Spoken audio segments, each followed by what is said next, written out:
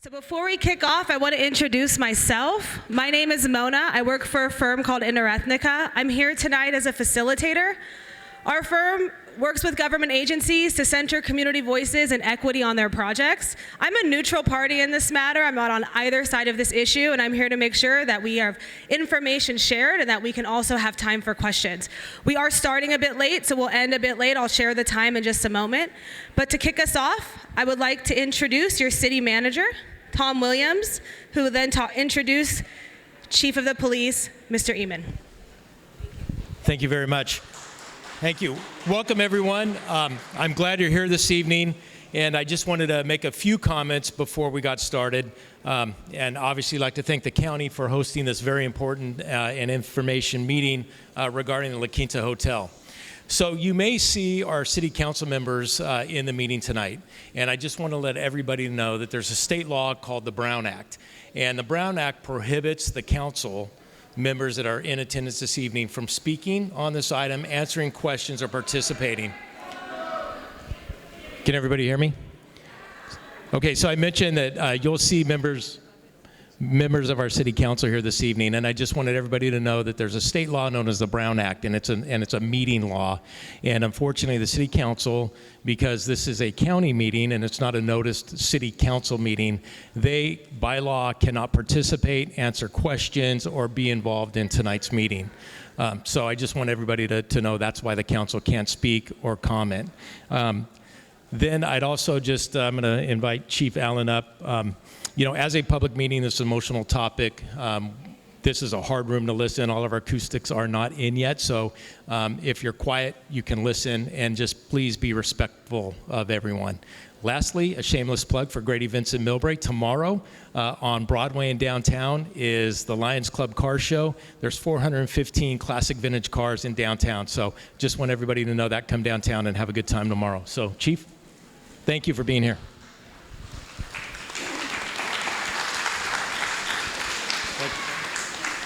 Yeah, thanks, Tom.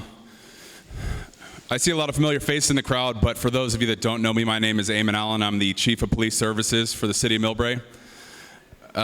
Thank you all for being here tonight. I know from talking with a lot of people in our community every day how strongly their beliefs are held about this issue. So I appreciate all of you being here tonight and showing up to have your voices heard. You'll notice some uniforms in the room. By no means are we here to inhibit your free speech. What we are looking at is the time, the place, and the manner, most importantly, of speech. So I would just ask that we respect each other's views and that we show decorum in this meeting and allow each other to speak. So with that, thank you very much for being here, and program will start. Thank you. Thank you. Thank you, Chief Allen. And now I'd like to welcome up your district supervisor, Supervisor David Pine, to give welcoming remarks as well. Good evening, everyone. My name is Dave Pine. I'm the president of the Board of Supervisors, and I represent Millbrae as well as Burlingame and Hillsborough and portions of South City and San Bruno on the Board of Supervisors. It's really a remarkable turnout tonight. I really thank each and every one of you for being here. You're going to learn a great deal about the proposal to potentially convert the La Quinta into permanent supportive housing. You'll hear from two of our staff members, Mike Callaghy and Ray Hodges, and then Beth Stokes from Episcopal Community Services, who would be the organization that would operate the facility. So as has been stated, this is such an important issue for Millbrae. People have very strong feelings. People really want to be heard. So tonight the objective is to convey as much information as we can and to really listen to what you have to say about this. So thank you very much. Thank you. If you could go to the next slide, please, Sharon.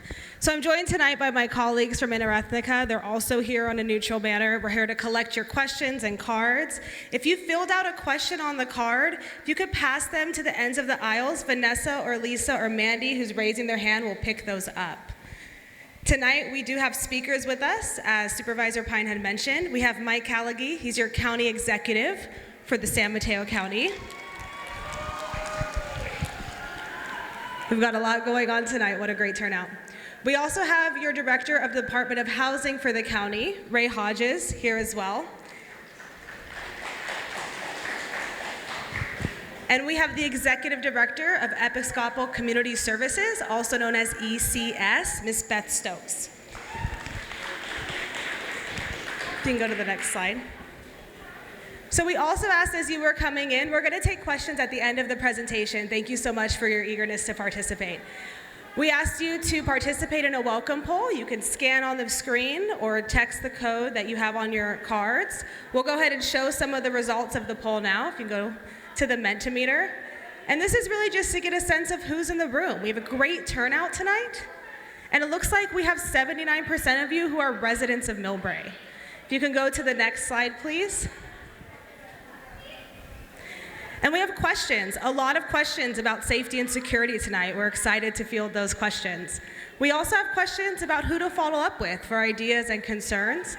And we also look like we have a lot of questions on project cost.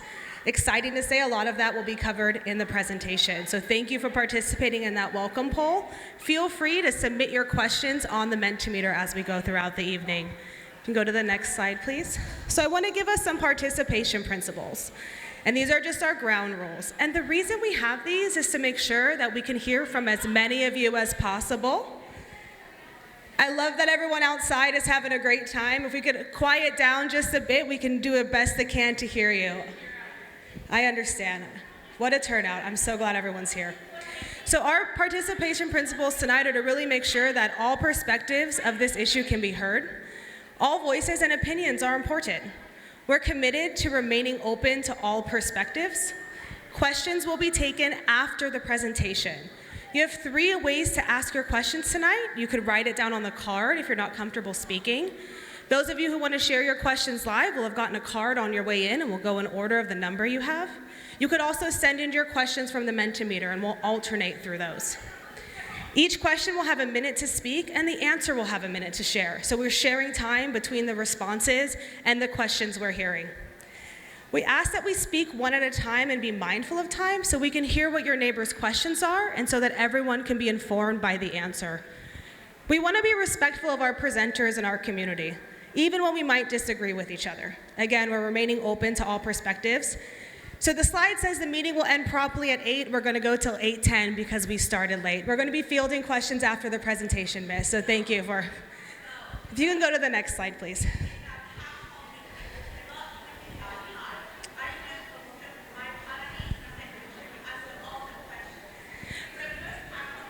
I appreciate it, ma'am, and we want to make sure that as number of people can ask questions tonight.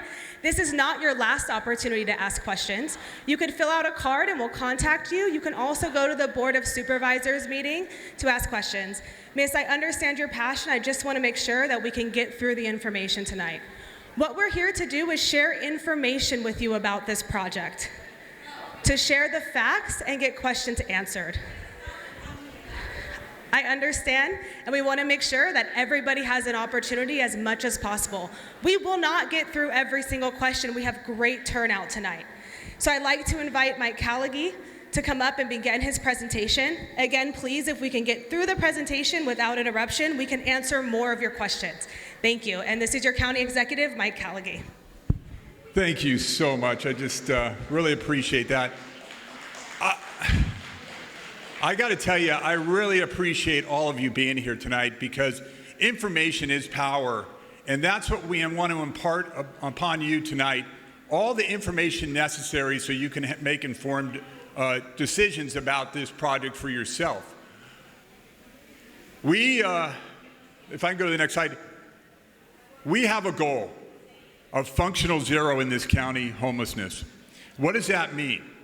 That means that everyone who wants a place to live in this county will have that opportunity to have a roof over their head.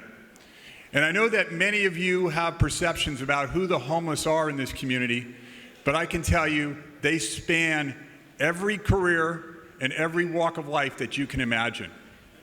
Our service workers, our teachers, nurses that I've known. These are folks that we've been housing. The Board of Supervisors has taken the extraordinary step of allowing us to buy hotels throughout this county in an effort to immediately get those experiencing homelessness off the streets. We have purchased hotels in Redwood City, Half Moon Bay, and San Mateo. We're looking at a hotel here in Millbrae that will be the subject of our discussion tonight. We're looking at another one in South San Francisco. And then we're looking at others in other cities right now for different purposes. But let's talk, and you can see the screen up here, let's talk a little bit about the difference of these. Redwood City, Redwood Shores is the closest one that we have to what we'd have here at the La Quinta. This is a permanent supportive housing unit. There it was 95 units with kitchenettes that we were immediately able to turn into apartments. Literally overnight, within months. To build that today would have been triple the cost that we paid and taken probably 5, 6, 7 years. Those suffering on the streets can't wait that long. 95 seniors who were formerly homeless, folks that worked in this community, were invested in this community, and for one reason or another found themselves homeless, now have a place to call home. I could tell you all stories, the individual stories, the moving stories of those individuals, what they've gone through, how they've suffered. But I'd be here all night. The one on the next one in Redwood City, the Navigation Center, is also part of Home Key, as was the Shores Landing. This is a different type. This is not permanent supportive housing, it is interim housing. We built this in 1 year, 240 units, individual rooms, most of them with their own bathroom, their own shower, with supportive services. Life Moves runs that facility for us. So we bring people into that facility and other interim hotels that we have. We evaluate them. We stabilize them. We give them the resources they need. And then, when they are ready, we move them to permanent supportive housing like Shores Landing, like La Quinta, like the place that we're going to buy in South San Francisco.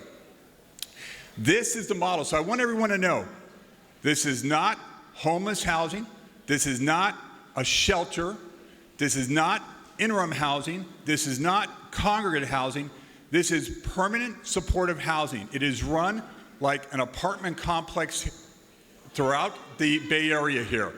That's how it's run, and it has supportive services, and we'll have Beth Stokes up here in a few minutes talking about all the supportive services that we have there. I just want you to know that 48% of the homeless in this county are seniors, are senior citizens. Ladies and gentlemen, I don't know about you, but that shocks me. That shocks me that our most vulnerable population, almost half of our homeless, are seniors. So let's talk a little bit about how we got here, how we picked the La Quinta. We went out with a request for proposal looking for a permanent housing shelter. And we sent it out through the entire county. 26 respondents answered that RFP, 26 hotels saying, we want to sell. We want to sell. We went out, we evaluated them all. Folks, I'm sorry, but there's people in here who want to hear what's going on. So please, you'll get a chance. So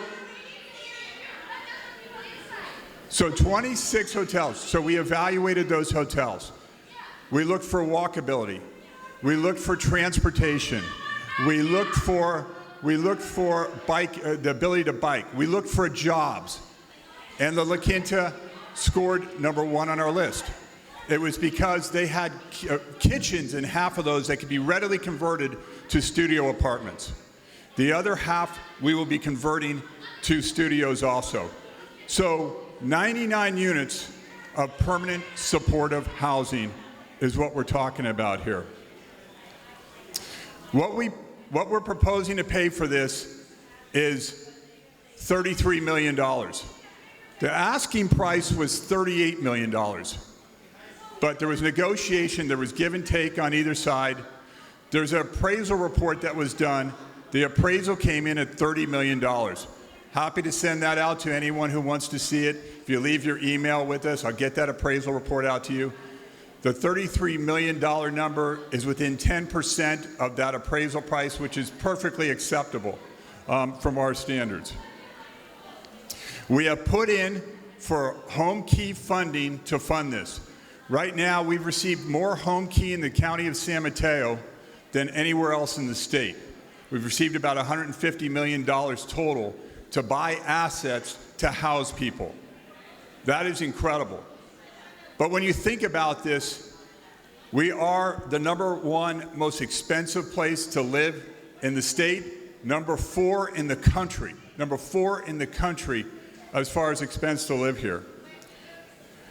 It is way, way, way cheaper to buy these locations that were formerly motels and convert them into housing than build. Like I said before, this will come out to about $330,000 a door, probably $400,000 a door by the time we're done.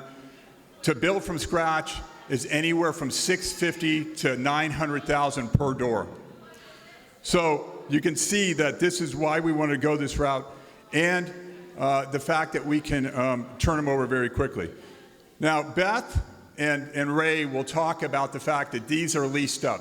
They have leases, they have rules, there's regulations.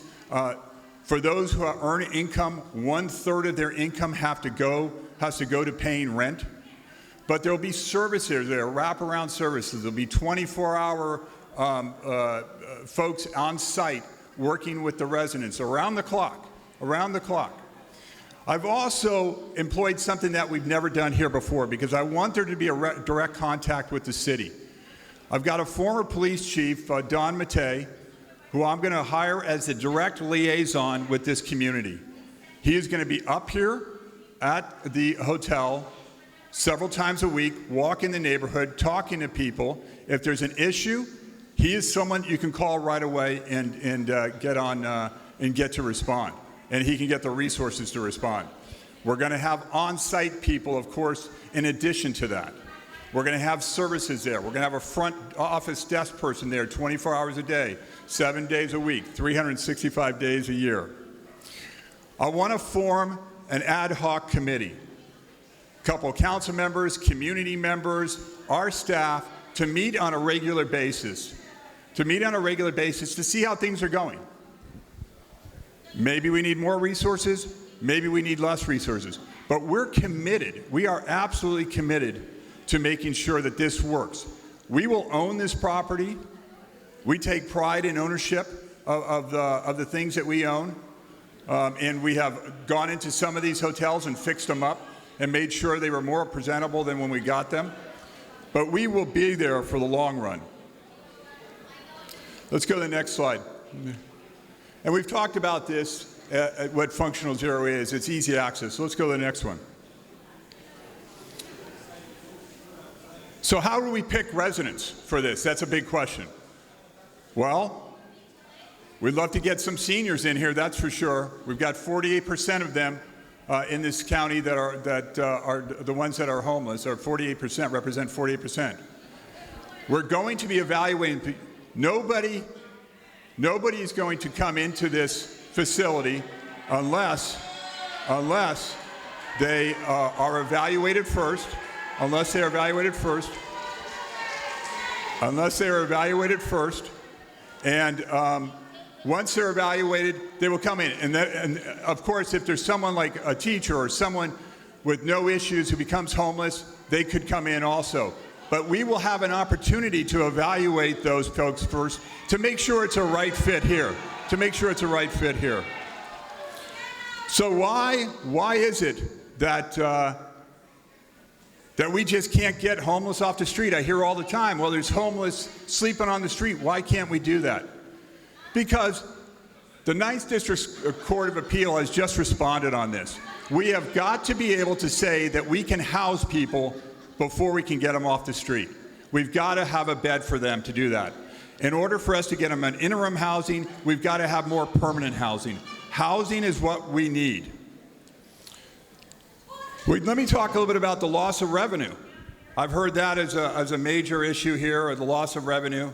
The TOT, the transit occupancy tax, it was $390,000 last year. You've raised it 2% to 14%. It has increased a little bit so far this year. It's about $25,000 more than last year so far, and 5 months in. But I can tell you right now, hotels are suffering. And this is no exception. This hotel is no exception. I don't know how many of you saw the article in the Mercury yesterday that this is Bay Area wide. Hotels are suffering. At least once a week we get a hotel calling us asking if we'll buy them. This is a private enterprise, and certainly that he can do that. So what are we going to do for that loss of TOT? I have told the city manager that we will make up the TOT for 1 year, and then we will, well, hang on.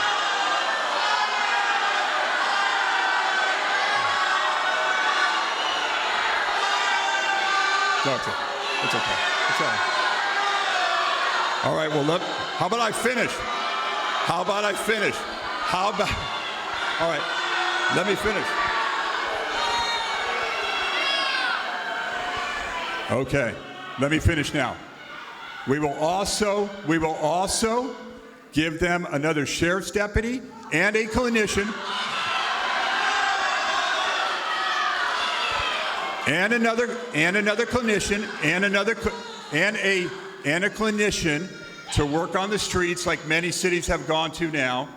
So that's about the equal amount. Now look, they don't have to take that. They can take it in cash if they want. They can take it in cash, but these are resources. We'll leave that up to the city. We will leave that up to the city to decide which way they'd like to go on that. So we will leave that up to the city. You know, I see some signs here about public safety, keep our children and seniors safe. Your concern is our concern. We want this to be successful. We want this to be successful. We want this to be successful for those that we're housing.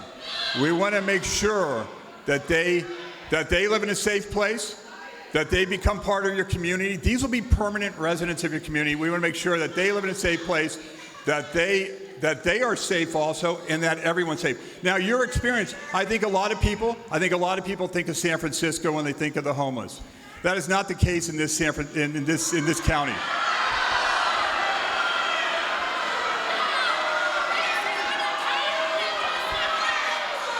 Okay.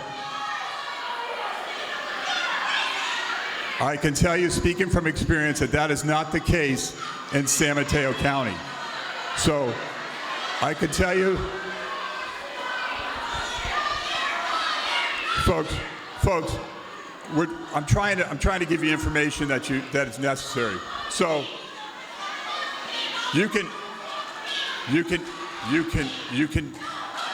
we're trying to give you information, and we're trying to answer your questions. So let's try to get through this tonight and answer the questions.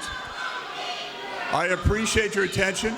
I will now turn it over to the Director of Housing, Ray Hodges, to talk more about the housing in this county and how this will be operated. Thank you.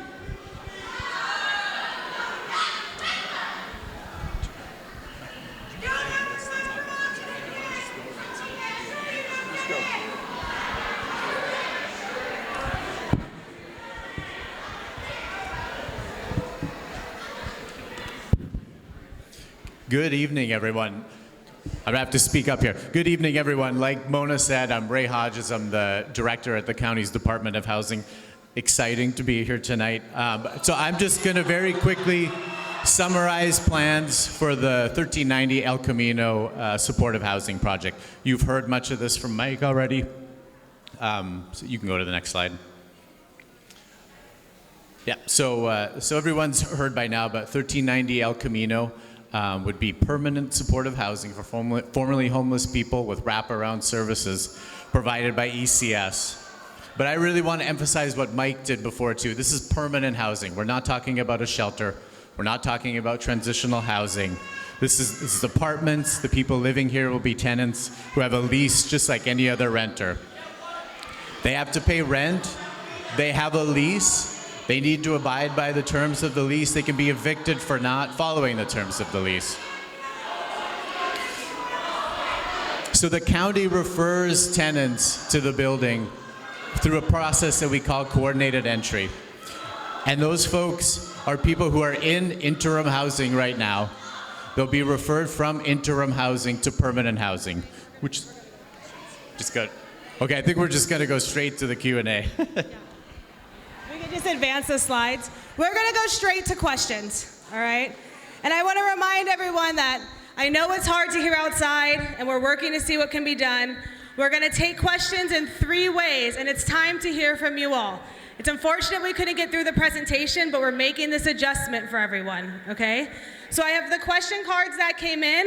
We're gonna take 2 questions from the cards. Who has number 1 and 2 on their cards when they came in the door? Who has those? You have number 1 and you have number 2. So get ready to ask your questions. You'll be next, okay? So I'm just gonna pick one randomly from the pile. Hopefully I can read your writing. We'll queue up some questions. So we have Beth, who didn't have the chance to speak, will also be here for questions, okay? And again, if we can keep it orderly in here, we can get through questions and have information shared, okay? This question says, the city of Millbrae doesn't currently have financial resources to fund our fire support. What additional financial support will be provided? Will the new residents be rated as apartment or special housing for tax assessment purposes? No, they will not. This is a county-run permanent supportive housing unit that would be exempt from taxes. Like I said, what we do to make up for that, is to provide either the resources or the money that I've talked to the city manager about. Okay. Great. Next question. Would the county be adopting Mountain View's solution to the Home Key project and locate them, supportive residents, away from residential and business centers? No. We have our supportive housing units, the interim housing units in cities like Redwood City, San Mateo, Half Moon Bay. This is a permanent supportive housing unit like we have in Redwood Shores, like we have in Redwood City, and they would be located at the La Quinta.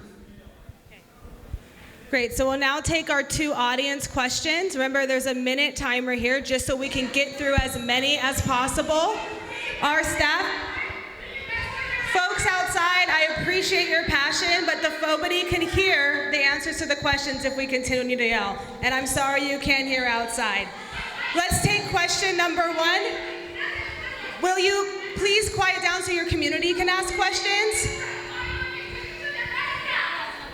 Number 1. I understand, ma'am, but if you keep yelling, your community can't answer questions either.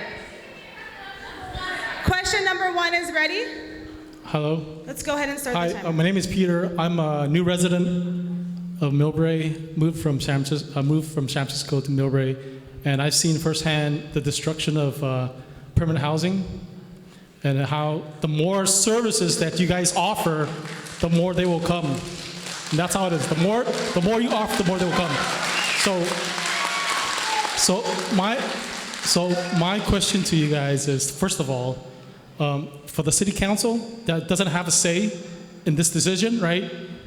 Why don't they have a say in this? That needs to change. If you're going to represent the people of Millbrae, you got to represent us, right? A second question is, why does the county board get to make decisions on behalf of Millbrae without their feedback?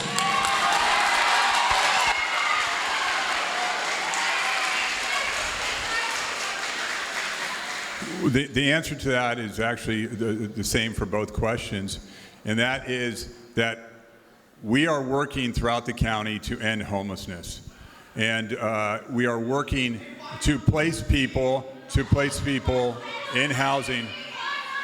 We're working to place people in housing.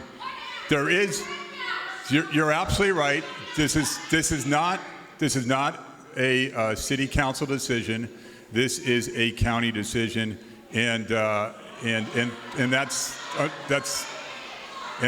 the way the process works. Thank you. And notice we're using a counter for the county's responses as well to make space. Let's go to the Mentimeter and see what questions have been sent in. All right, so first question in the Mentimeter. There are more. Is there a question here? I'll read the comment. We're not going to respond to comments. Comments will go to the board meeting. We're really here to hear questions, but I'll read this one anyway. There are more than 20 schools, including elementary, childcare, and after schools, in less than a half-mile distance to La Quinta Inn. This location is not suitable for a homeless shelter. Let's go to the next question. Go to the next question. There is a question here. Our kids are our futures. Why do we need a 2/3 vote to get more funding for the Millbrae schools, but we are not asked to vote for this housing project? Okay, let's hear the answer.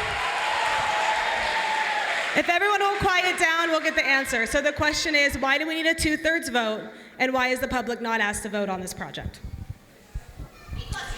Because of governmental immunities allow the county to do certain things throughout the county, as would, look, you asked the question, I'm giving you the answer. That's the answer. That's the answer. Thank you.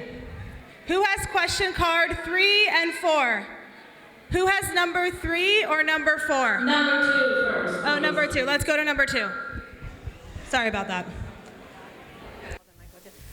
Question number 1.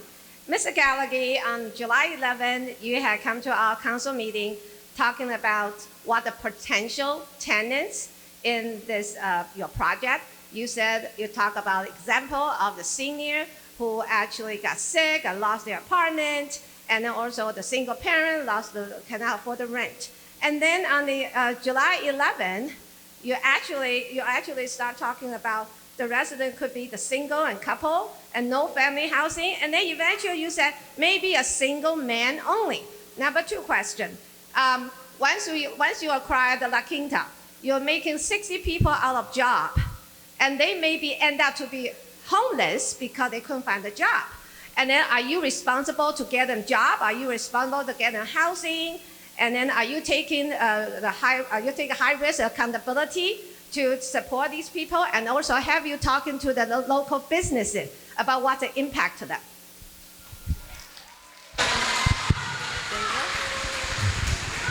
Yeah, thank you for that question. I appreciate that question.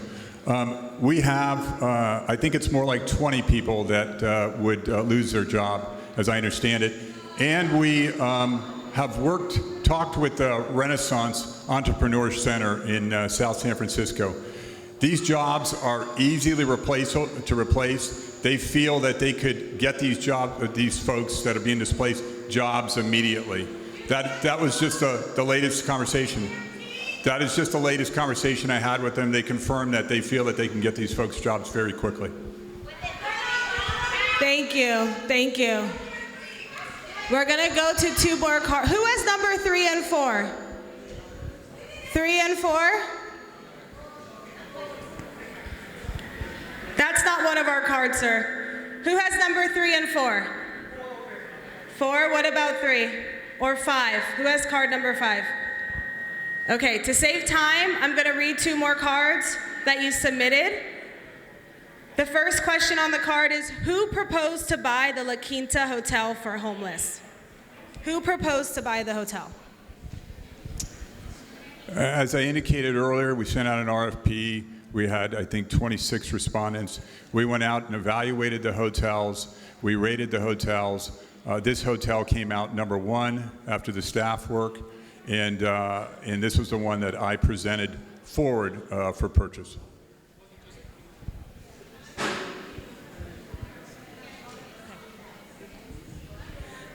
Another card question. Thank you for that. How can you increase the income okay, I think I understand. How can you increase the income for those senior folks where they can't get money to pay for rent? I think it's referring to the project. How do you get money for senior people to afford their rent? Sure. So it's another really good question. So the Board of Supervisors has put aside $8 million in vouchers to house the homeless. We'll use 100 of those vouchers. It actually comes out to 400 vouchers. We'll use 100 of those vouchers to house these individuals. It comes out to about $22,000 a year for those who can't pay any rent. Maybe they're disabled, maybe they're in between jobs. But to live in a studio apartment anywhere, the median price in the San Mateo County is $2,400 a month. These would be $2,200 a month, and they would be paid for in vouchers that we have for 15 years. Thank you, Mike. Did we find our number 3? I am number 3. Great, thank you. I'm going to ask if on behalf of the residents of the building right near here, 1396, they are an HOA, 1396 El Camino Real. They want to know more about how the project will impact our community.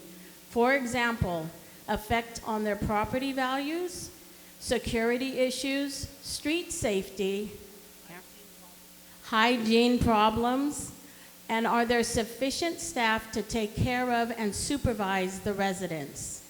Please be as detailed as possible.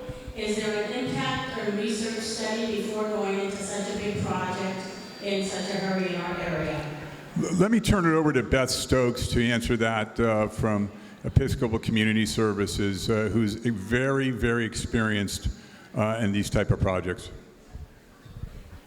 Thank you, Beth Stokes with Episcopal Community Services. In terms of the actual project and impact on community as it relates to, we'll start with hygiene. Folks in supportive housing, it's their home. That's where they live. They generally are going to be inside their residence or going to appointments or going food shopping or going to their healthcare provider or any number of things. So they have bathrooms in their unit. They'll have kitchenettes in their unit. They'll be preparing their own food and using their own bathrooms because this is permanency. These folks will have a lease in their name.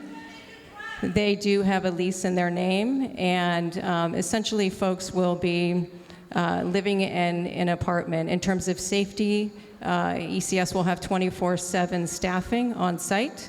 We also will have case management staffing, and that's what supportive housing is. It's services. Services makes the difference. It's not just affordable housing. It actually is going to have 4 case managers on site, as well as behavioral health care and 24/7 property management support. Thank you, Beth. I'd ask that you submit your questions on the Mentimeter or hand in a card so your community members can be heard. Question number 4. Who has number 4? Thank you, sir.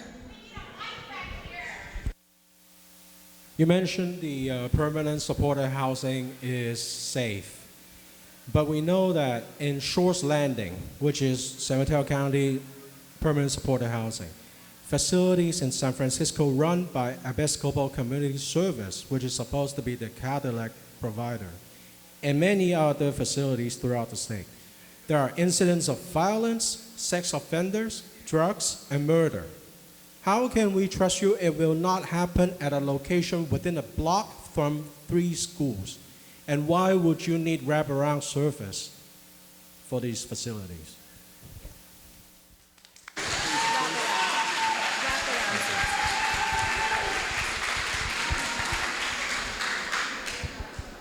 I can tell you at this hotel, Shores Landing, and even here at the La Quinta, there's issues now, right? There's issues at almost every apartment building in this county for one reason or another. We don't expect that to increase. The wraparound services are there because some of the residents may need those additional services. Not all of them. In fact, not all of them avail themselves of those services, but they're there for those individuals to ensure that they who are formerly homeless keep on the track to making sure that they obtain job skills, financial skills. If there are other issues that are impacting them, mental health issues, it's important that they would be addressed also. So that's why the services are there. And thank you for staying under a minute, Mr. Mike. Okay, we're going to go to the Mentimeter and see what other questions we have. Next question.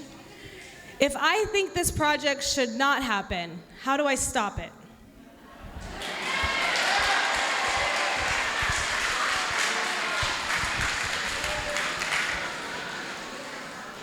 You're certainly here tonight trying to get more information on this, and we're really trying to impart that information on you so that you can make an informed decision whether you think that housing the homeless in this county is an important initiative in the county. It's not, unfortunately, that this is not up for a vote. This is an information session here. I hope to give you that information.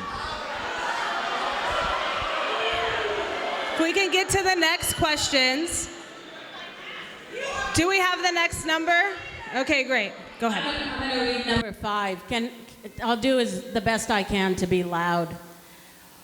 Why are you taking care of the homeless? Why not teachers, nurses, firefighters, and creating affordable housing situations for them?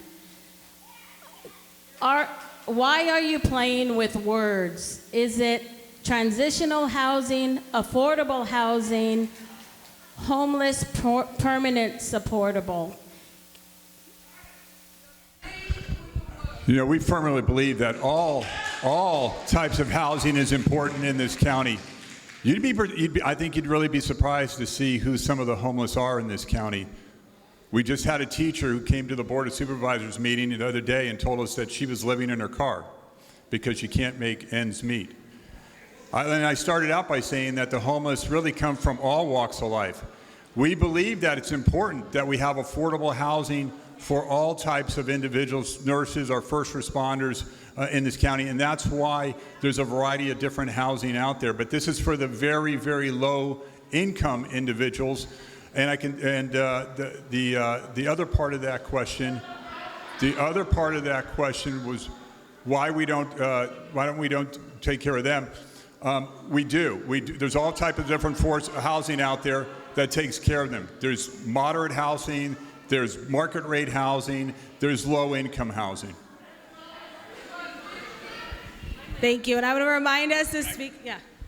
And I'm sorry, the other question was about, I guess there was some confusion about what type of housing this will be. It's very important everybody understands this. This is permanent supportive housing. Permanent supportive housing. This is where these people will live. It's like their home. It is their apartment. It is their domicile. This is where they live. It's not an interim housing type of situation like we have at the Navigation Center or some of the other hotels. This is permanent housing. Thank you. And I want to remind us to try to speak one at a time so that the people asking the questions can hear the answer. I have a question on a card from outside, and then we're going to go to each door and grab a question from outside as well. The question I have from outside on the card is, why is Millbrae the only option for this plan? Millbrae is not the only option. We have put a permanent supportive housing in 2 of them in Redwood City. We're looking at South San Francisco. We're looking at other cities. This is just one location in the county. Thank you. All right, so we're going to take a question from outside. We'll go through each door and then rotate back to whoever has number 6 and 7. Please queue up for your questions. Who has 6 and 7? I see one here, Vanessa, if you want to prep that, and then 6 up here too. We'll go this one, then that one. Lisa, from outside. Hello, so why is any of the supervisors for the county, is any of these homes happening in their cities?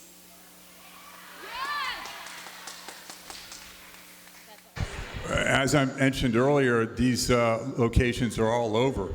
Certainly they're in San Mateo, Redwood City. I can tell, well, I think I answered it. Yes, they're all over the county. So, Miss, I'm going to ask, let's reset the timer, Sharon. Folks, please, if we could have quiet so she can hear the instructions. We have 1 minute for the public to ask their questions, and then we can hear the response. Thank you. Do you want to have your minute back? Great. Okay. Let's go to question number 6 in the room while we reset outside. So my question is, why isn't there a CEQA report for the Home Key project? Why are state and government exempt while private companies aren't? Where is the environmental impact report or negative declaration for the transformation of La Quinta into 100 units with cooking facilities? This will affect Millbrae's water supply needs and sewer processing. And we need to know how this is going to affect Millbrae. Lastly, what impact will the Home Key project have on public safety services, including police, fire, and emergency medical services? How much will the implementation of this project increase the demand for fire protection, emergency medical, and law enforcement services? Was this looked at beyond the first year of implementation? You talked about providing service the first year, but what about the years after? Yeah.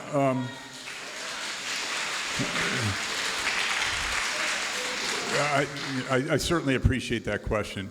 And I can tell you that we're here for the long haul, the county is. But let me get to your first question. Your first question was about neg dec or CEQA. Under Home Key, these type of operations are exempt. And that was what the state said. As far as the other things, I really believe that we can work together on this. That's why I talked about that ad hoc committee. If there's issues come up, we're going to address them.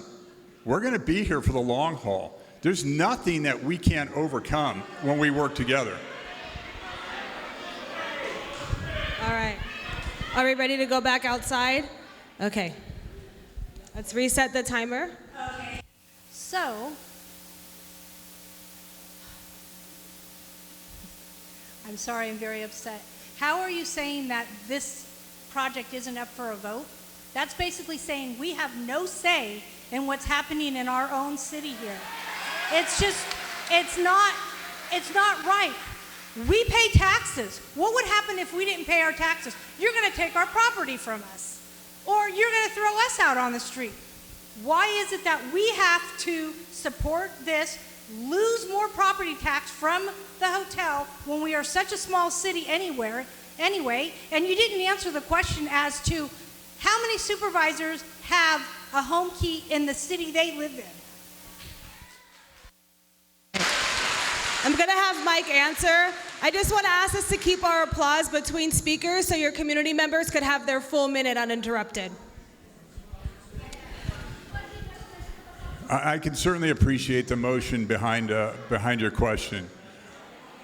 I can tell you, and I'll reiterate, there are supervisors that live in cities with home key projects. Home key projects are throughout the county, in different locations of the county, and we're continuing to expand them throughout the county. We are making great inroads into ending homelessness. This is something that, it's a difficult subject. I get it. We all see the things on TV and we're fearful of those things. But I'm here to tell you that it hasn't been our experience that we've had major issues with these type of things.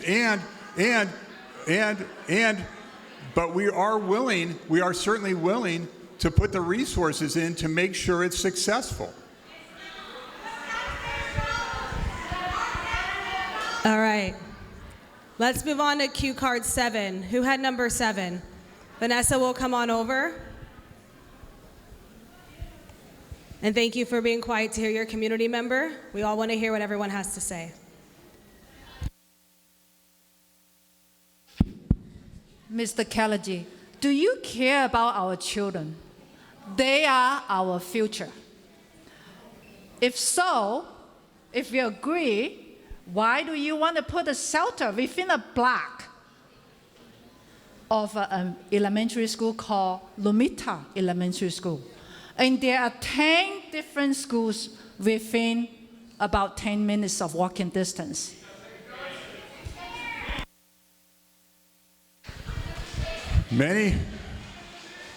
I certainly appreciate that question. That's certainly a legitimate question, and one that would cause many people concern. My answer to that is we have locations now that are near schools, that are next door to child care centers, that are next door to residents, to businesses, and we just don't see any connection to that as far as the safety of these kids. We have not had that type of experience.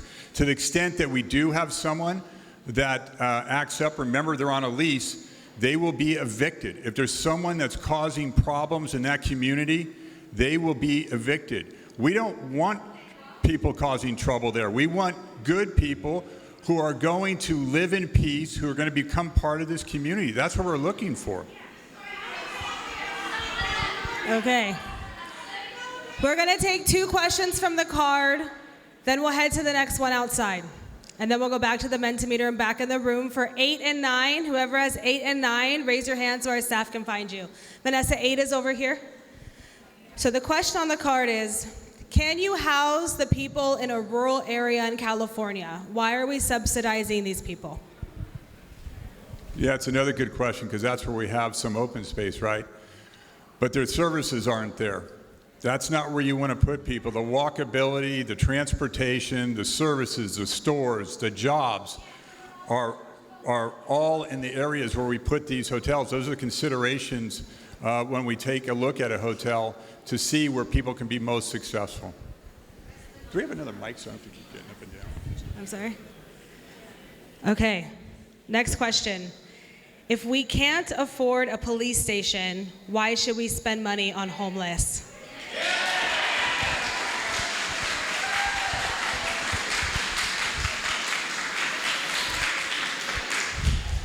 I certainly understand the emotion of that question. But I got to tell you, ladies and gentlemen, these are human beings we're talking about. These are people. Now, look, none of the people in this room created this situation. We inherited this situation, but it's our responsibility to do something about it. And these are human beings who deserve a place to live, a safe place to live. And that's what we're trying to do in trying to end homelessness in San Mateo County. All right, let's go to question number, actually, let's go to the door first. Sorry, thank you.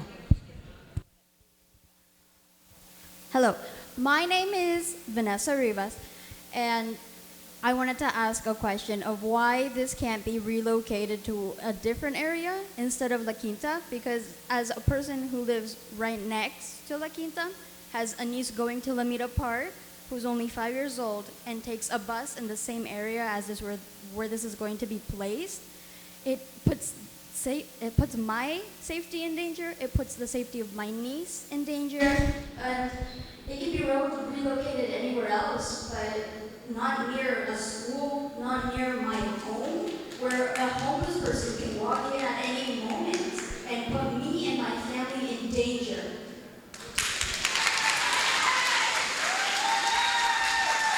Yeah, I certainly understand the emotion of that, and truly our children, truly our kids are the most important thing. I can tell you that we take all that into consideration. We have these locations next to schools, next to homes, next to businesses, and that has not been our experience. Just because, ladies and gentlemen, just because they're homeless doesn't mean they're criminals, doesn't mean they're child molesters. There's a variety of reasons. There's a variety of reasons that people become homeless. Thank you. I appreciate you, and I want to remind us that our community members are asking questions. People will get the opportunity to ask theirs, and to please try to let your community members hear the answers to the question they asked. Let's go to question 8 in the room. Hi. Since the county is able to make the decisions irrespective of what the citizens that live in areas believe, why don't you choose sites consistently in every city in the county so that it's shared amongst all the cities? Why should it be the poorer cities? Because there's certain cities that don't have any. And then secondly, how is these support groups or housing gonna get rid of the homeless on the streets that have mental issues and drug problems? Because that's still gonna be here. Yeah, I appreciate it. Thank you for that question. So we do have facilities all over the county.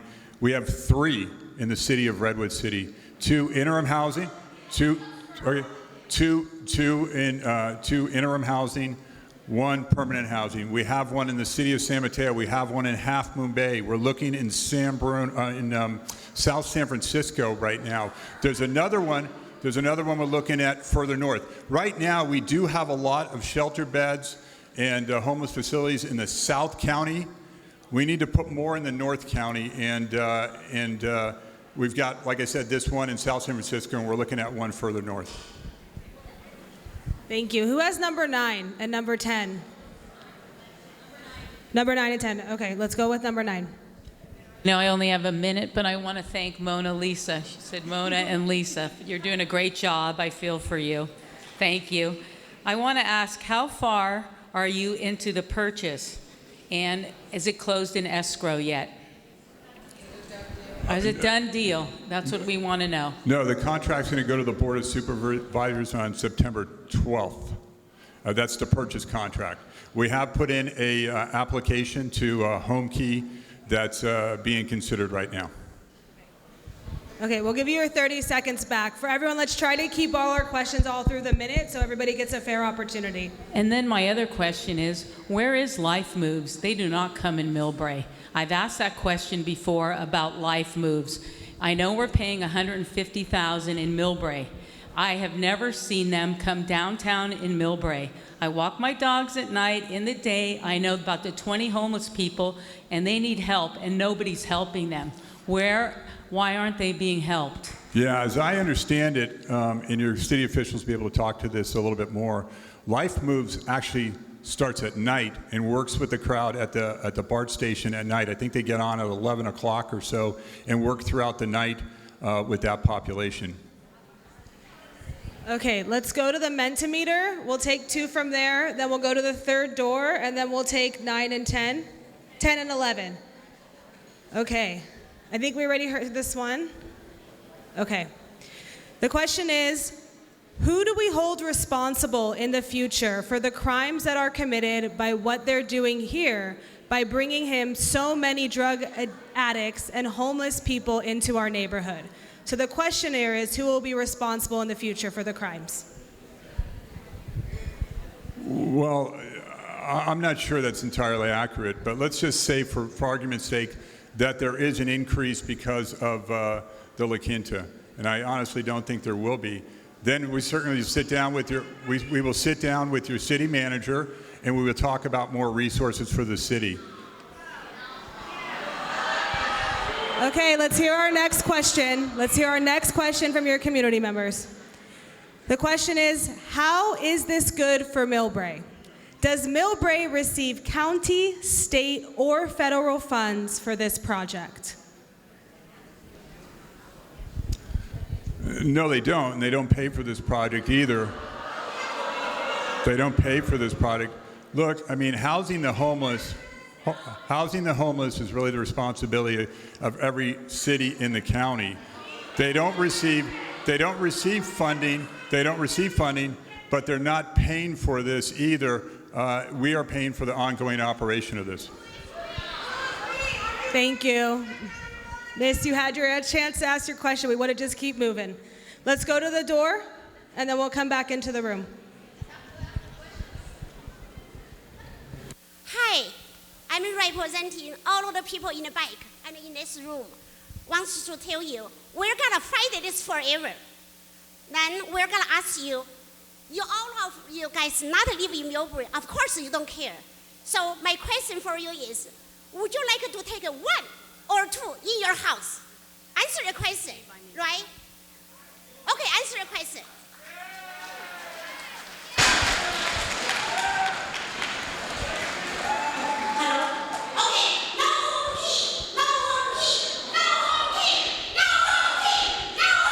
Let's take the mic, please.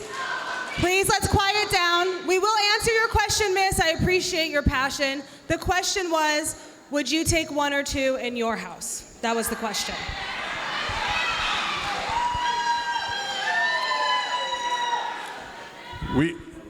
We put these individuals where they'll be most successful. And these,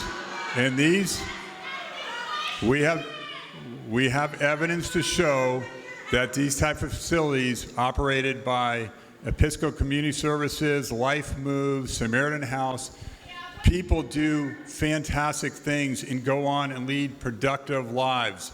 That is the place where they can avail themselves of services. Okay, moving on to number 10. Number 10 in the room. All right. Let's keep it down so we can hear our community members. For residents who are going to benefit from the stability of having a permanent supportive housing project in a high opportunity area, who are going to be able to work as a result of having those services, what resources will be available to connect them to our local workforce?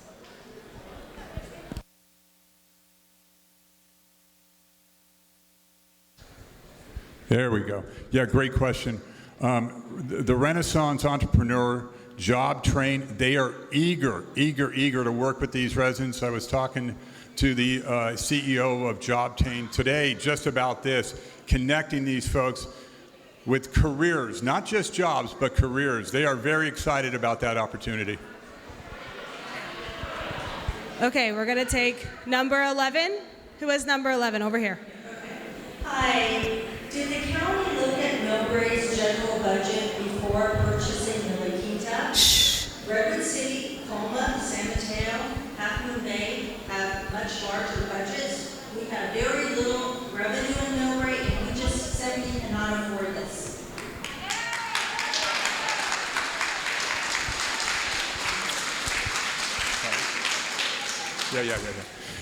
No, we did not look at the budget. Let me finish. And we didn't do that for Redwood City. We didn't do it for San Mateo. We didn't do it for Half Moon Bay. Half Moon Bay actually has a smaller budget than Millbrae, and Redwood City has a very, very tight budget. So it's all relative as to the budgets for various cities. Okay, thank you. We're gonna also take questions from the other 2 doors. I know we have crowds outside, so we're doing our best to get as many questions as we can. I'm gonna pull 2 from the card. Who has number 12 and number 13? 12 is here. Miss, we'll collect your card, I see you. Manny, can you grab that one, please? Okay, I'm gonna read a question and then we'll come to you, sir. If the residents are self-sufficient and trouble-free, why does the facility need 24-hour services? And what services are provided? Yeah, let me turn that back over to Beth. Because we want to make sure that we have the services there that make these residents as successful as they can be. Not all of them that will avail themselves of services, not all of them need services, but we want to make sure, number one, that there is a presence there 24 hours a day, that the residents may need help, or if there's an issue that they will have someone to contact at the hotel. But let me turn it over to Beth to talk about the specific services there. Thanks, Mike. As I said earlier, folks will have case management supports, which is really care coordination, linking people to primary health care providers and other health care services, other benefits that they might be eligible for, making sure they have that link. 20% of folks in the state of California are food insecure, so we will be making sure that folks that come into this housing have food and are not food insecure. We'll be providing a behavioral health therapist on site, doing our very best around recovery-related services and linking people to those services as well. ECS works very hard to kind of co-locate and satellite in healthcare providers, either an FQHC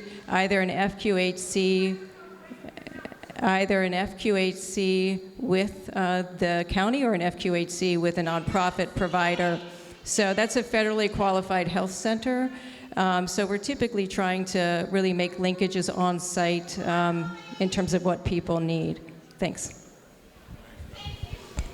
Thank you, Beth. So the community is asking if you could speak louder on the next question. I also want to remind people that we're not going to personally attack anybody here and to be respectful of your fellow community members.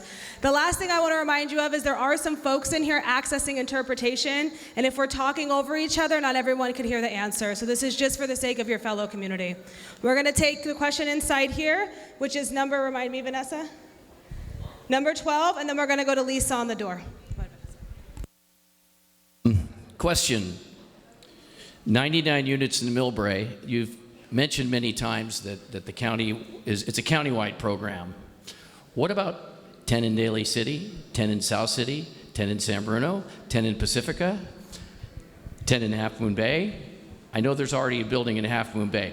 This project, and most of the people in the city appreciate what you're doing, but this is too big of a project at one time. You've also stated that the motel owners are flooding you to buy their units. Well, that means, and the email I received today, that this is going to continue to go down, put the brakes on a little bit, get some better deals, buy some more buildings. Spread it out. Why should Millbrae have to brunt this whole thing? That's ridiculous. And the other item I want to say is, that's it, Mike. Yeah.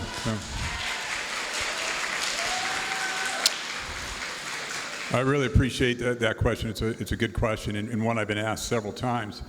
The short answer is that you'd have to duplicate services at all those locations, and you would have to displace people at all those locations. This is a hotel that will come empty. It's a transient population right now that'll come empty, and we can. There's economies of scale when you have it at one location and be able to provide the services there. That's the answer. Oh, well, there is no, I mean, typically motels don't come in 10, 20.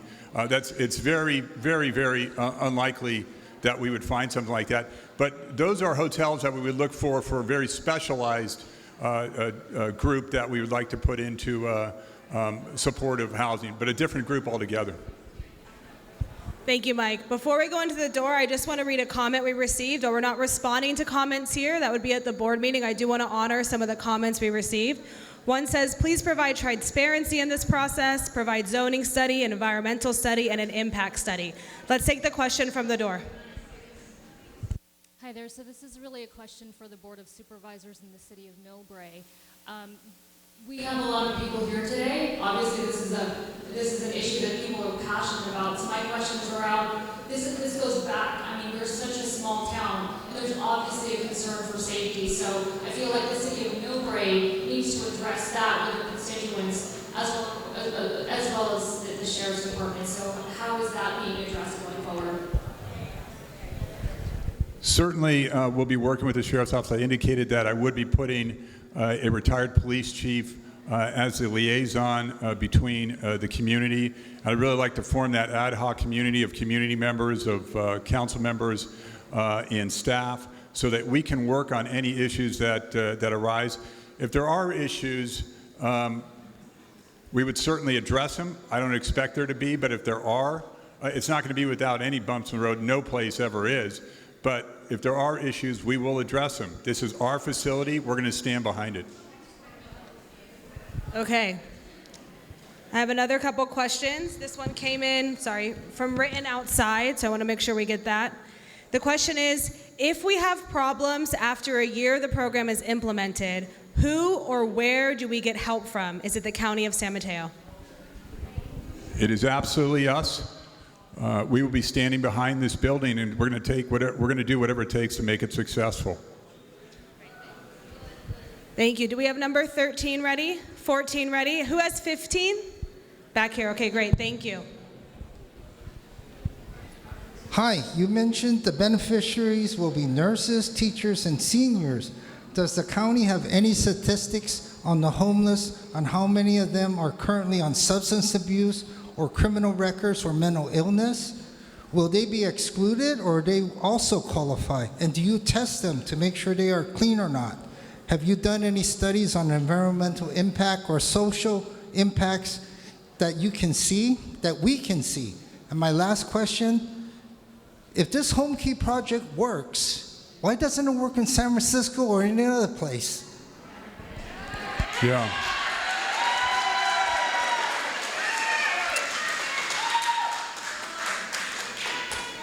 So your first question, I didn't mean that to be an inclusive group. I just gave you an example of some of the people that we have heard from that are homeless. We know that the homeless come from every walk of life, every profession, every ethnicity, across all sectors. There's a lot of things that drive homelessness. A lot of people, quite frankly, are one paycheck away from being homeless in this county. As far as why it doesn't work in other counties and why it's working here so far, is I really think it comes down to policies. And I think that our policies are the things that are, and quite frankly, the operators of the various facilities. I think that we have chosen outstanding operators. I think ECS is an outstanding operator, and they're going to be an incredible partner to this community. Look, like I said this before at the council meeting. It's the ECS reputation that's on the line here. They're going to want to succeed. They're going to want to make sure that they provide the services in a meaningful way that don't impact the neighborhood. So that's very incumbent upon them to provide those services. I think they're going to do an outstanding job. Great, thank you. Let's check our Mentimeter and see if anyone else is texting in or writing in questions. I want to make sure that those who don't have the opportunity to speak do. Here's one. Millbrae will lose hotel revenue over $1 million every year and need to pay additional cost for staffing and or police. Would county reimburse Millbrae? Worried about school and city funding. I think we've addressed that already, but I'll reiterate it. The numbers that we have on the TOT were exactly 390,000 last year. It's a little bit more this year, about 25,000 more through the last 5 months. It's probably going to end up about 420, 450,000, somewhere in there. We've given the city a choice. They can have additional resources or the money. So that's not true. That's not true. What I said was we're going to reimburse them for 1 year, but then give them the resources or the money for the next several years, at least the next 2.5 years, and then we will evaluate, at that time. If we need to keep that ongoing, we'll certainly evaluate that at that time. It'll depend on the impacts and where the city is. Thank you. And another question from the Mentimeter, and thank you for sending them in. Why did the city of Millbrae did not inform local residents about the project? I don't want to opine on anything the city of Millbrae did. That's not something that I would ever do. Thank you. But I will tell you about the process, and it's a process that we follow with every hotel that we purchase. The first thing we do is tell the city manager that we're contemplating the purchase of a hotel. We ask for meetings with the city council members. We set those meetings up, and then we inform the city council members either 2 by 2 or 1-on-1 on what's going on. Thank you. Do we have a question at the next door? Hi. Millbrae residents are responsible for the funding for this budget once it runs out. We should have a say as to how we want to spend our budget on how to keep our neighborhood safe and how to apply our budget for our school and education. My question is, how do we vote to either reject this project or delay this project? Or how do we have a say to even stop this?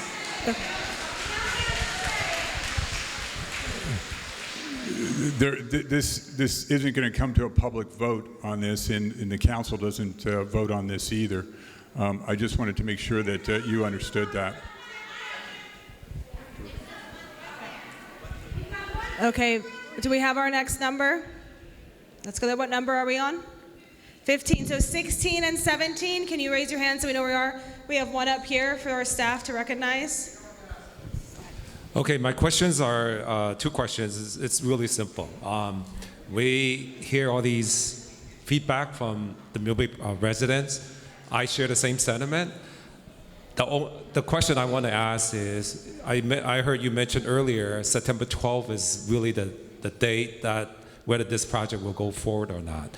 I wanted to know how likely will Home Key approve this project? And the second question is more important. What can the Millbrae residents, community do to stop this project? And I'm going to personally ask you, will you withdraw the application from Home Key to help us?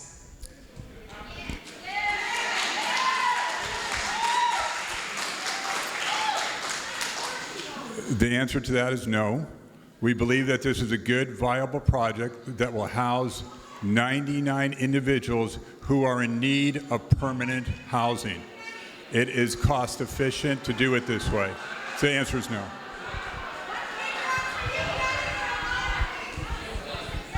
All right, folks, we're going to go to the next question. I want to remind us that if we want to hear the answers, everyone's interested in hearing it. So let's try to keep our yelling and applause between speakers. We just want to make sure that the folks asking the question, the community could hear the response. We'll take the next question. Who's number 16? Do we have 16 anywhere? If not, I'm going to say. Right here, 16's up here. Right behind you, Vanessa.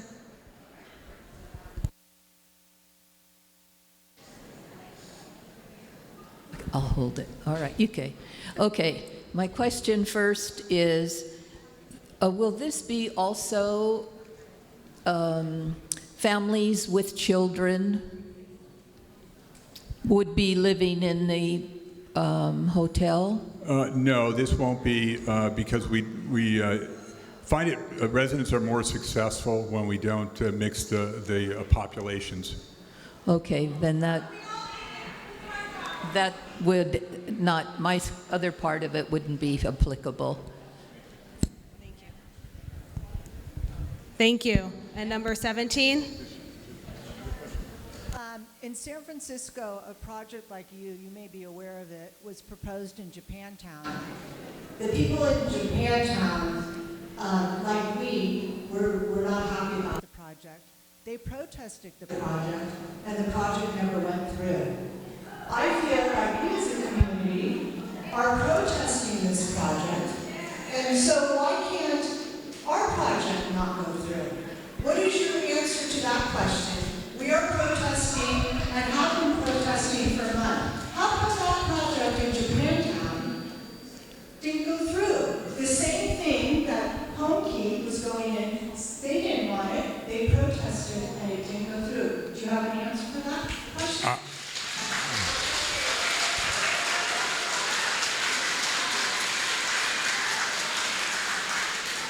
I can't speak to the politics of San Francisco, and I'm not really familiar with that situation, so I can't answer that.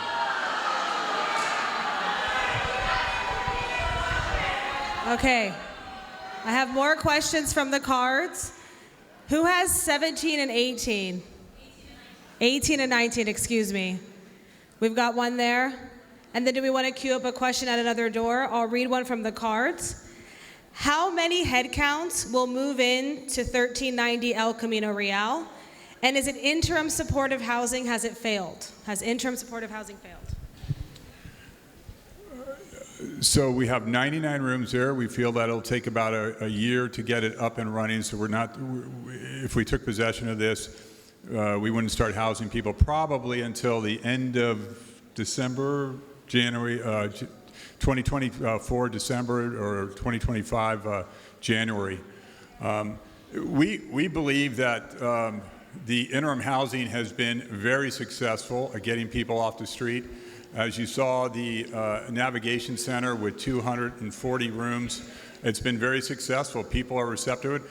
I've spoken to some of the people there. I visit there often, and they are very appreciative at the county's efforts there. One of them was a software engineer who lost his job, found himself homeless very quickly after he went through his savings.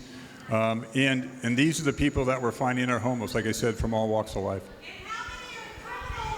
Miss, you had your opportunity to ask a question. We want to make sure we keep going. Next question I have on the card. How are you helping teachers? What school districts did you approach? Don't teachers deserve better than a homeless shelter?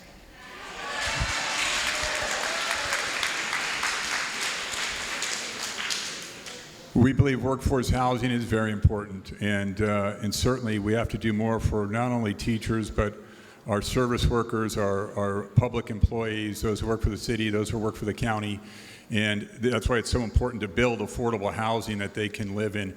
And that has been one of the things that the Board of Supervisors has really taken on. We provide about $25 million a year for those affordable housing projects, but it's just not $25 million, it's then leveraged. So we're battling this on all fronts, folks. We're talking about this product for the very, very low income, but the Board of Supervisors is doing things at every level of the housing spectrum necessary to try to house people in one of the most expensive places in the country to live. Thank you. And if you have more cards, I'm getting a lot of the same questions, so I want to make sure we collect your cards and bring them up here. Where's our next speaker in the House? Where's our next person? I don't see them. Over here, Vanessa. Thank you. One of the things that one of your bullet points were that safety is an issue. I don't understand if safety is important, which it is, why we have to, you're hiring a liaison, ex-police chief, and giving the city of Millbrae an additional police officer. If these are such safe people and it's vetted so well, why do we need that? 100 people isn't many people to vet to get it right. And yeah, I'm sorry. I have two questions. He has a second question. You want to go to the second question first? Okay. First, the Millbrae has 18, or the county has 1,808 people that have been homeless, according to the report that I read last. Millbrae has 9 people, which is 0.05% of that. You want to bring in over 100 people here, which is 6% of the homeless population of the county. And Millbrae ranks, out of the 27 different cities and areas, there's 16 other cities that have more people homeless in their county. So why us?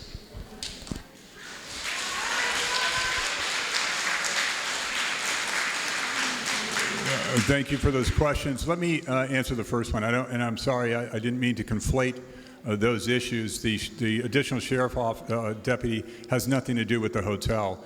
It's a way of providing resources. Like I said, they can have the money for the resources, or they can have the resources. Either way, it comes to approximately $500,000. But if they want the resources, they can have those. It has nothing to do with the hotel. The liaison is somebody who's just a point of contact. Obviously, we have a lot of angst here, and there's a lot of people who feel that there's going to be problems there. I want someone dedicated. I haven't done this before. I've never done this before. I want someone dedicated. I want someone dedicated as a point person that the public can reach out to, the council can reach out to, that we can liaison with, that'll know the population, that'll walk the streets, that'll walk through the hotel and get to know the population. And then the question about why here when there's only 9 homeless, we're not talking about bringing homeless here. We're talking about housing people. We're talking about housing folks. This is the best location that we have found for a hotel for the value, for the ability to convert it very quickly into residential living. Thank you. I'm getting more cards. Thank you for those who are turning these in. This one's a comment, so I'll just read it. I strongly support the conversion of La Quinta to permanent supportive housing. This is an important proposal to address the housing crisis in San Mateo County. I believe that Millbrae must do its share to house the homeless. Okay. So part of this question's been answered, so I'll direct you to the second part. I'll read the whole thing. How many homeless will be housed? And I think the part that may have not been answered clearly yet is how are they picked and why in Millbrae? So how are they picked? Yeah, it's a really good question. There's 99 rooms there. We hope to utilize all of them because each one of these represents a home to somebody who needs it. First, these folks will come through what we call the coordinated entry system, and they'll be placed either in congregate or interim housing. That's the navigation center or some of the hotels around the county that we utilize for interim housing. There's supportive services there. It gives us an opportunity to evaluate those folks, see what their needs are, and then select who would fit in this community, who would fit in this environment, what needs they have, how ECS can help them if necessary. So it's really a process that will take place to ensure we have the right mix of folks here. Thank you. Another question. What is the county doing to get rid of the homeless coming to Millbrae on BART and Caltrain every day? And this has been asked 3 times. I want to make sure that we have some answers to it. Thank you. Yeah, I mean, this is a tough issue, right? Because the county doesn't operate BART. It's an independent organization. But I can tell you I did have a meeting with the CEO of BART last week, or this week, just 2 days ago, to talk about this very issue. We do have some plans that I haven't had an opportunity to talk to Millbrae about that we want to sit down with Millbrae and discuss in the future. Supervisor Pine has just been briefed on this, and I'm sure he'll be bringing this forward to Millbrae as time goes on. But it is an issue not only in Millbrae, but throughout the entire system where the systems end for BART. Thank you. Do we have our next speaker queued up? We did, I believe, 19 and 20. We need number 20. Where's number 20? Right up here in front. And what about 21? Do we have 21 or 22? Okay, let's go with number 20. Do you hear me? Yes. We are a democratic country. Why don't we have a referendum on this project? Do you have more questions to continue your minute? Because I'm asking, why don't we make a vote on this project and see the opinion of the people? Second, according to the statistics that I'm reading here, Millbrae will include $800,000 deficit because of the project. How are you going to accept that? Yeah, I know it says that, but I can only go off the information I have, and it appears to us it's a lot less than that, somewhere in probably the $400,000 to $500,000 area, and that's why we've offered to offset it with the services or give them that money. Your first question, I think I answered. This is something that we don't take to a vote throughout the county. We've put these in many cities throughout the county. It would really be impractical, impossible to vote on those issues. And number 21 or 22? 21 or 22? 23? You guys had cards coming in. Okay, well, folks look for their cards. Why don't we head to the door and grab a question, and I'll read another from the card. I've had 2 questions about this, and we've heard some others. Will sex offenders, felons, or drug users be allowed to live there? Sex offenders, absolutely not, because they're regulated by 290 of the Penal Code, and if it's within a certain distance of a school, they're not allowed to live there. Will people who used drugs in the past live there? That's part of the evaluation process to see where they are in their recovery. There's many people throughout this county that are in recovery and who live every day productive, wonderful lives. That's why those support services are there, to help those individuals continue to live those productive lives, and to ensure that we have the resources available for them if they do slip, or if they do fall back into addiction.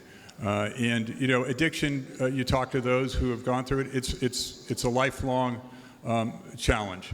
And many of them do a wonderful, wonderful job overcoming addiction, and others slip back at a time, but we want to be there as a safety net in case they do. Great. We'll take the next question from the door. Yes, I have a question for Mike. First and foremost, we believe in transparency in your Millbrae. And I want to know, when you're going to have a meeting to address all these people out here that showed up and have yet to hear any of this meeting that's going on in here. Secondly, I want to ask you, the county, who have you guys used as an independent third party to evaluate the social, fiscal impact this is going to have on our town? And last but not least, I want to know why the county has not worked with the people in Millbrae to establish an appropriate site for this project that's away from the K-5 elementary school.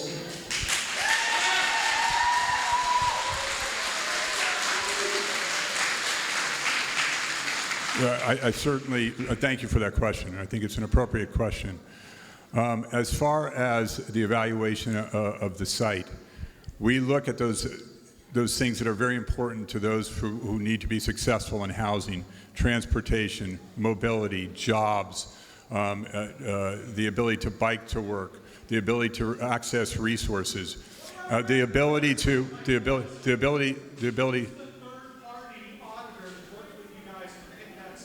Okay, yeah, I'm getting to that. Yeah. There was no environmental impact report. I indicated before that CEQA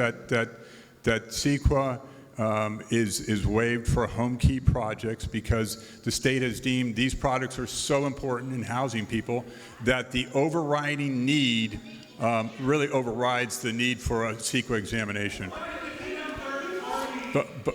But can I also say that there really is expected to be no more impact, greater impact, than it has it operated as a hotel with people coming and going who we didn't even know, right? I mean, with any hotel, we have no idea who they are.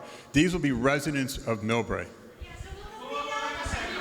Thank you. We're going to take a minute to ask our questions, and we're giving the county a minute to respond. I want to remind you when you ask your questions to fill your minute up, but not to pause in between for answers. And this is to ensure we could hear from as many community members here as possible. Let's take the question from the next door. Vanessa, do you have a question lined up? Sir, you were able to ask your questions. It would be unfair to allow you to have more time than others. I understand. My job is to make sure that everybody gets the same amount of time to speak. Let's go to the next question. Go for it. Yeah, so we got a lot of people out here who had a lot of questions, and I figured I could just ask a few for them. One, Office Depot, that was okayed for low-income housing. Why are we focusing more on this La Quinta crap when we could be helping single mothers, low-income housing people? And the second part I gotta ask is, what's to stop people from lying to you guys? I've seen it happen a million times. I grew up in San Francisco. There's so many programs that people use to avoid prosecution for criminal activity. They get themselves into programs, they get themselves into these homeless programs, and they use it to their advantage so they can actively use and be in their addiction, thus bringing their own company around where they're staying. That company will affect our children and the 4 schools surrounded by La Quinta. What do you guys plan to do about that?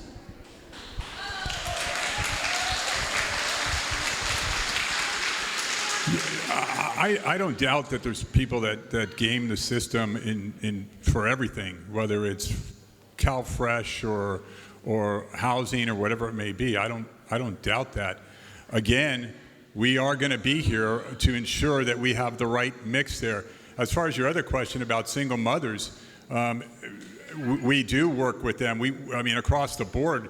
The Board of Supervisors has allocated all kinds of funding through the Human Services Agency for mothers. We have the the WIC program and other programs for single mothers. And that continues to be a focus, absolutely. But there's many focuses in the county. We have many, many needs in the county. This is just one of them.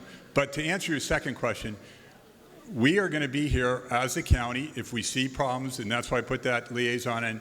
We will absolutely address them. Thank you. Do we have another question queued up at the last door on the right?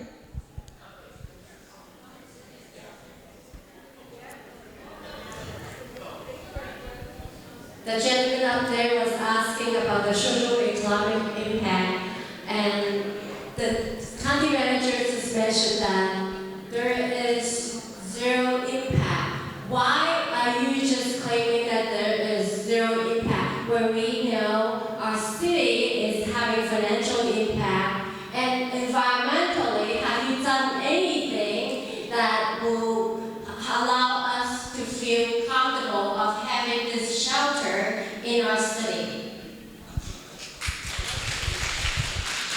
Thank you for that. Appreciate that. Let me just go back to the impact again, and in large part why I think that the governor and the state really said you don't need a sequel on this or an egg deck on this. It's because we're not tearing down and building more. We're using the existing infrastructure there. There's 99 rooms there. That's what we're going to use, 99 rooms. Ostensibly, you had people coming and going in those 99 rooms for many, many, many years. So that's why we don't think there's a greater impact there. Did we find numbers 22, 23, 24, 24? Let's get him queued up. We'll go to our Mentimeter while we queue up number 24. Let's see what other questions you all have sent in.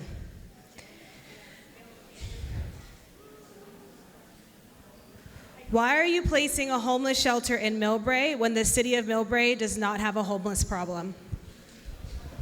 Again, it is not a homeless shelter. This is permanent housing. It's housing for very low income individuals. Next question. The sheriff can't handle the homeless. Now what makes you think you can handle this now? This is disgusting.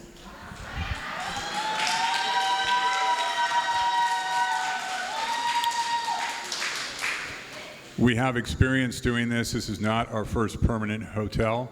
We have great providers that we use to run these operations, and we've been successful at it throughout the last couple of years of doing this. We believe, again, that housing these individuals who simply want a home, many of them just want a home, and this is a permanent residence for them that they'll be provided with. Thank you.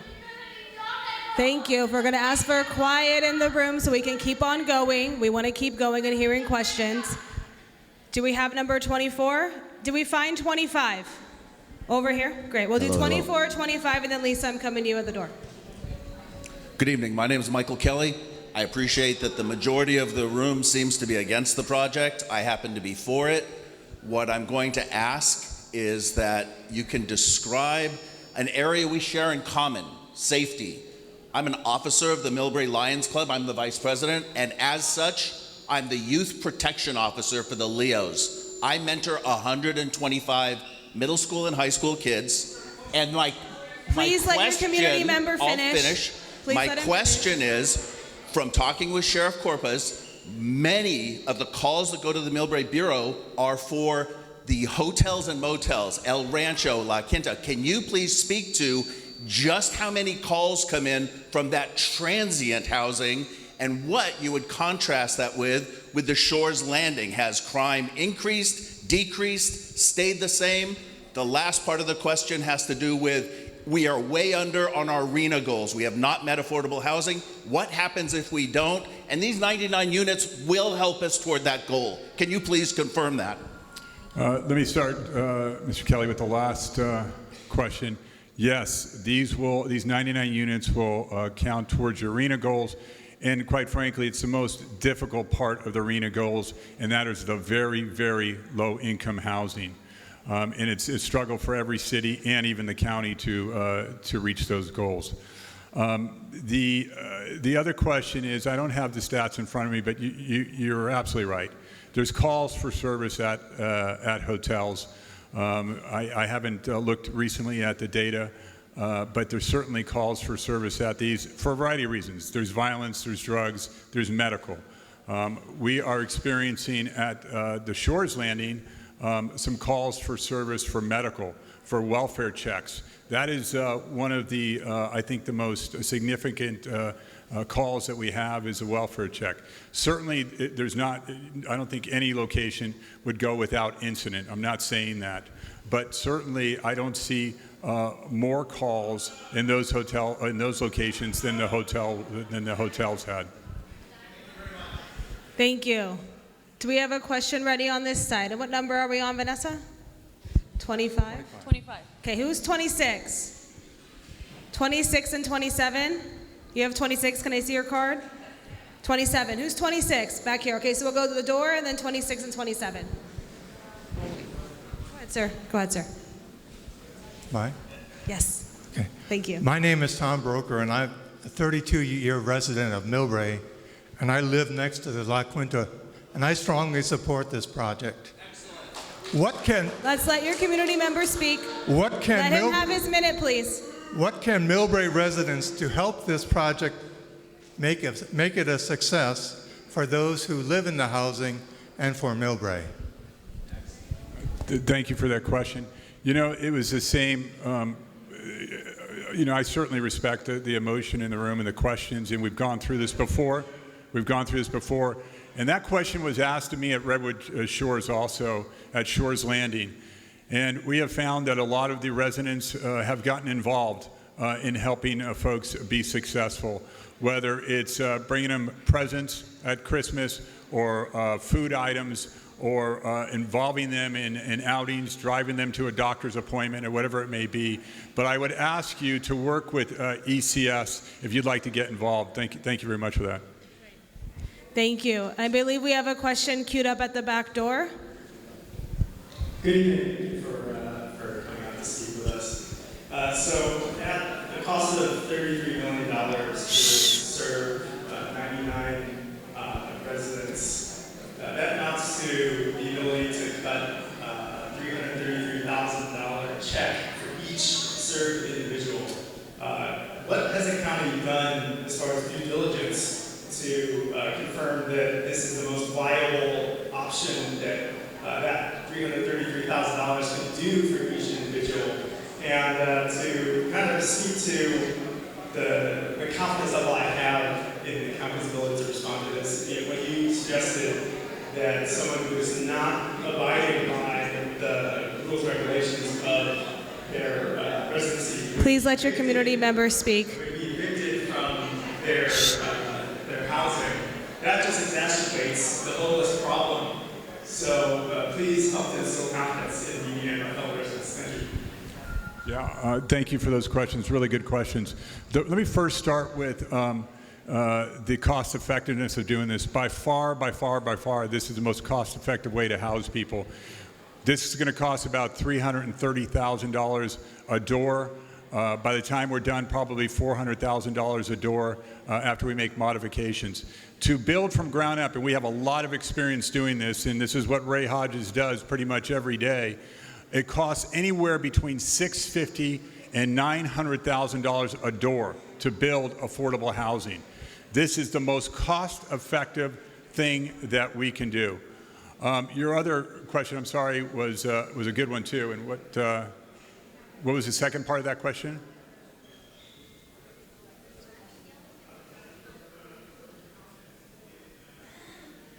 What did he say? I'm sorry, can we get a mic back to him? Because I want to make sure I answer that question completely. He's in the back there. Thank you.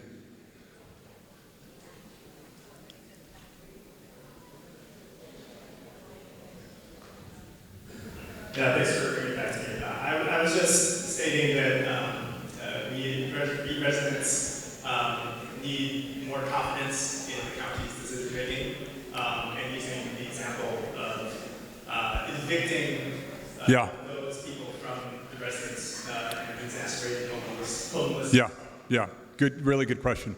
So we have done it in the past, and I'm sure we're going to have to do it in the future. But what we do is we offer them an opportunity. We don't evict them to the streets. We offer them to go back to congregate housing to reestablish themselves. And from congregate housing, they can make it to interim housing. And once they stabilize again, they can get back to permanent supportive housing. Okay, and I just want to give us a time check. We're at 8:01. We're going to stay till 8:10 so we could field a few more questions. I'm going to take one from the card and then go through our numbers again. The question from the card is, rather than close the hotel, why not keep it open as a job training facility? Well, for those folks, I'm not sure if this is talking about the people that work in the hotel, but we will offer those who work at the hotel an opportunity to go to job training. And again, this is not about a job, it's about establishing a career. It might be a new career opportunity for them. And job train is ready, willing, and able to do that. The other thing is, these residents, we want them. We have a lot of service jobs out there. There's a lot of jobs to fill out there. These folks have an opportunity to fill those positions. They will be going through, with the help of ECS, training, job training, to work in the community, to fill some of these much needed service level jobs. Great. Thank you. Thank you. Do we have number 26? 26? We don't have 26. What about 27?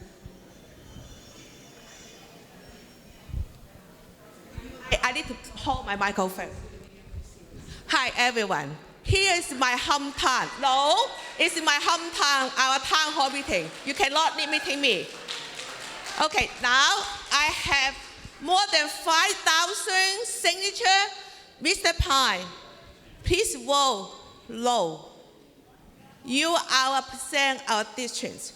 We are 33,000 people have been supporting you. And tonight, why we come here? Because we want your vote. No, please. It's our city, it's our future. Number two, I asked Mr. Mai, he cannot give me my 1 minute because I'm presenting more than 5,000 people. How I can 1 minute can talk everything? No. Everybody has 1 minute, ma'am. Let's pause her timer. Let's pause her timer. Now. Everybody has 1 minute, and we're going to ask, ma'am. No. Ma'am. What's your name, ma'am? My name is Alice Pong. Okay, it's very nice to meet you. Everybody else has 1 minute, and it would be unfair to the rest of the community, ma'am. You are the wisdom. If you will not do that, we'll have to remove you from the meeting or shut it down. And we have 3 more questions we can take. This gentleman is waiting. He is following order. Let's take this gentleman. Would you like to come up and ask your question, sir? I haven't told my minute because you stopped me. Give me 1 minute. 1 minute now. Okay. Yeah, please come from the stage. Okay. I can tell you, Mr. Pan, mine need to be fired because I emailed him yesterday on July 11. He said he's going to pay $2.5 million to hire the management company. All right, but I asked him the contract until today, 11 o'clock. He said he don't know. Ma'am, your minute is up. I appreciate you wanting to continue, but your minute is over. This is to be fair with everyone. We hope you will continue to ask your questions. Let's move on to the next commenter. We have one more commenter. Okay, we have another commenter. Everybody tonight gets 1 minute to speak, and this is to be fair to all sides of the issue. Let's go to the next number, please. Number 27 was next. Let's go to number 27. Okay.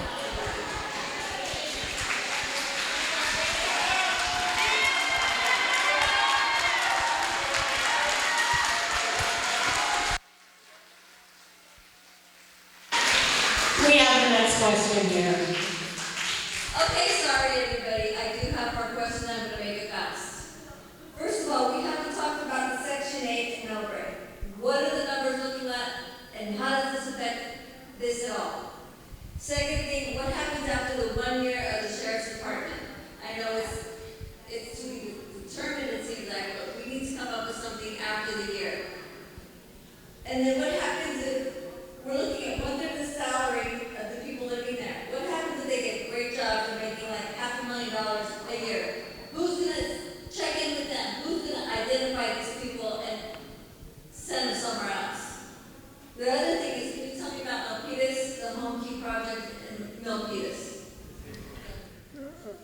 lot of questions there. So let me start with the Section 8 part of it. To my knowledge, it doesn't affect Section 8 at all. We have independent vouchers that the Board of Supervisors has put forward that we are going to be utilizing for these outside of Section 8 vouchers. And Ray, I don't know, do you have any idea how many Section 8 vouchers we have in Millbrae? Not specifically Millbrae, but like Mike said, they are spread out in every jurisdiction all across the county. I can tell you we do have thousands of people on the list waiting for Section 8 vouchers that, and it's a long, long list. What was it? I'm sorry, was there another part to that question? Oh, the Milpitas one, I'm sorry, I'm not familiar with that situation there. I know, but look, there's various degrees of success in different jurisdictions with Home Key. I mean, that's a fact. You read it all the time, but I'm not familiar with what happened in Milpitas. Okay. Next question. And remind us we only have 3 more minutes left. Let's take our next question. These questions have been asked before, but I do not have a satisfying answer to them, so I'm going to ask again. 1, what is the likely impact on crime? I haven't heard any statistics. Can you give us comparables from the other turnkey properties in San Mateo on what are the statistics on crime before and after those properties were implemented? 2, what is the impact budget-wise to Millbrae after the 1-year honeymoon period? I thought I heard you say there's a 7-year period during which monies will be returned to Millbrae. Are you saying that it's cost neutral to Millbrae over those 7 years? Yes or no? Please be specific. Thank you. Yeah, let me start with that question first. So it's not 7 years, it's the next 2.5 years. So the first part of it is, and let me be very specific, the city manager and I have talked about reimbursing the city for a year of TOT that we've done with not every, but a couple of the hotels that we purchased. On top of that, we've offered one of 2 things: additional support in the way of cash that comes to about $500,000 a year, or a sheriff's deputy and a mental health clinician that would be added to the sheriff's department and operate on the streets. And again, I don't want to conflate the issues, has nothing to do with the La Quinta Hotel. After 2.5 years, the sheriff contract is up at that point in time. It will allow us the opportunity to see where Millbrae is financially, how the other hotels are doing, how this hotel is doing, and then we will negotiate at that point based on the situation they're in. I hope that answered your question. I have one more question. I'm sorry, no, let him finish because he had a second part, I'm sorry. Yeah, comparables on crime. You know, okay, it's hard to say, right? Because crime is, I mean, look, I worked in law enforcement for 30 years. Are you talking about people that were caught doing something? Are you talking about crime in the area that we have no idea if it's attributed to someone, to a home key property or not? I can tell you, if looking at the properties, and I don't have the stats in front of me, it was a comparable to the calls for service at the Shores Landing that they have going on now. Most of the calls at the Shores Landing were medical calls. It's a senior population. Certainly there was some disturbances in there. Certainly there was, I think some of the residents were victimized. Those type of calls that I do recall. And we had one gentleman in the back with the last question for the night, and we're going to put up on the screen where you could submit more questions and find out more information. This is not your last opportunity. There will be a Board of Supervisors meeting where you can continue this conversation. Let's go to our last question, and then I'll close out the evening. First of all, I want to please ask all the city officials, do not sugarcoat the La Quinta project. It's a homeless shelter project. So I don't know how you sugarcoat it and make it a wonderful project. First of all, I want to ask, have we done enough study about the financial impact to our revenues, primary and effectiveness to the local business?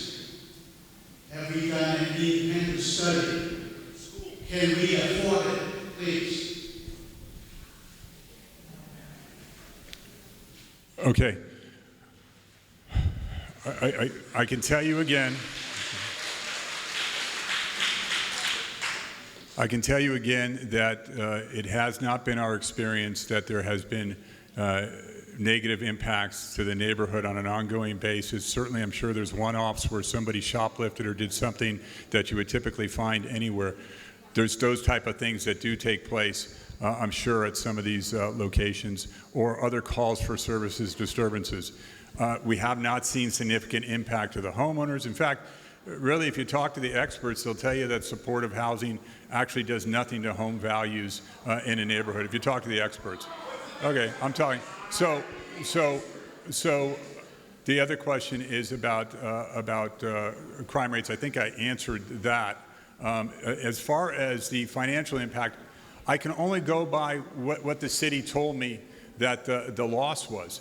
And that's something that I've discussed with your city manager and something that we're trying to work out. So we're trying to make it neutral. We're trying to put the resources in that will assist the city. We do subsidize the city now on dispatch and the hot team and other things. We want to make sure that this project is successful. But again, I don't want to conflate the sheriff's office or the mental health clinician that we're offering as anything to do with the La Quinta Hotel. And just to let you know, I just want to follow up. Look, I understand that there's a lot of emotion here, and I'm willing, certainly, certainly willing to meet with others if they have questions in order to make sure that we get all questions answered. Again, I'm willing to meet with anyone, anytime, to get answers to questions. Thank you. So we've gone past time. We have So one people, person excuse me, that's sorry. covered this. In the audience, members, please, we may have different views. Can someone please come understand what's happening? We want to make sure that everybody is able, I understand, but we do have to close out. I want to respect everyone's time. We're wrapping up for the night. We have to wrap up. Everybody has questions.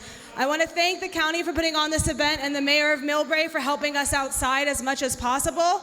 I want to make sure you take a look at on the screen. You can stay involved by monitoring project progress, attending other public meetings. I mentioned earlier a Board of Supervisors meeting in September. There's an opportunity for a community art project and an opportunity to participate in a community advisory committee. You can learn more by going to the website or sending an email to this email address. I think we're going to have to close out for the night. Thank you for the community for being here, and thank you for your passion tonight. Have a good night.